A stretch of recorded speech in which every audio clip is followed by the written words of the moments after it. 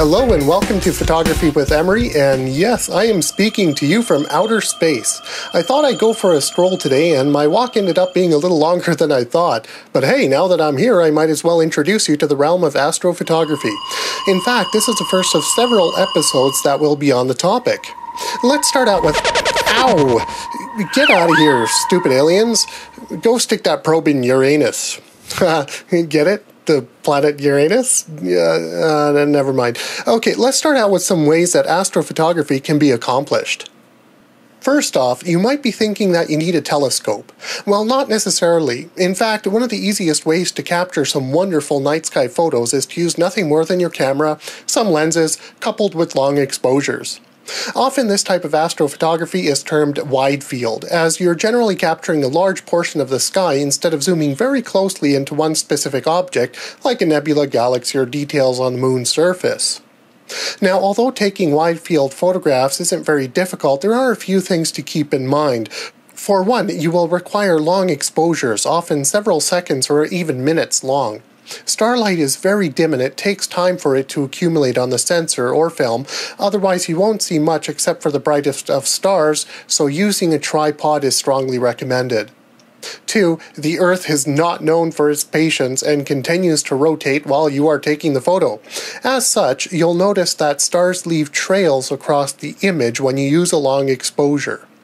If you don't want this effect to occur, then you need to either use shorter exposures or some method of counteracting the Earth's rotation, like using a motorized equatorial mount. These devices have an axis that is set to match the Earth's rotational axis, and they spin at the same speed but in the opposite direction, thus keeping the lens pointed towards the same location in the sky. By keeping steady on that one area, much fainter light from less bright or more distant stars and other celestial objects have time to build up and appear on the camera's sensor. Now, there are other methods of tracking and some other details I'd like to add, but I'll save those for my supplemental blog post, so remember to check that out later.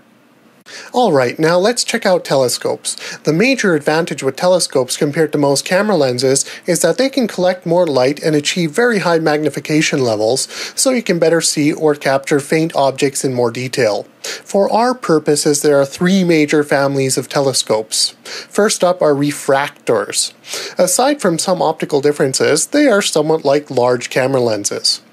As seen in this diagram, there are glass elements, together known as the objective, that collect and focus light to an eyepiece, which is the part that we look through. In my blog, I talk more about eyepieces as there are several varieties, but their basic function is to magnify the image. Next, we have reflectors such as the common Newtonian design. These differ greatly in regard to refractors, as reflectors employ the use of mirrors instead of glass elements to focus light. In a reflector, light enters into an empty tube and bounces off a mirror.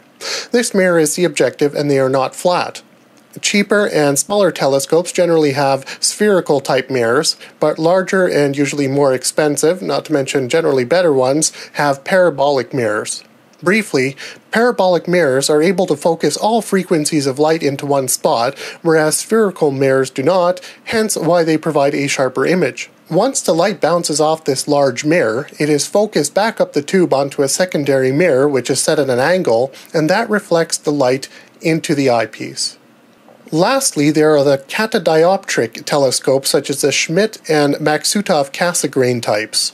Overall, they are somewhat similar to reflectors in that a mirror is used to focus light, but if you examine this diagram closely, you'll notice that before the light enters the scope, it goes through a corrector or meniscus lens that, in a nutshell, improves the way the light will be focused on the mirror.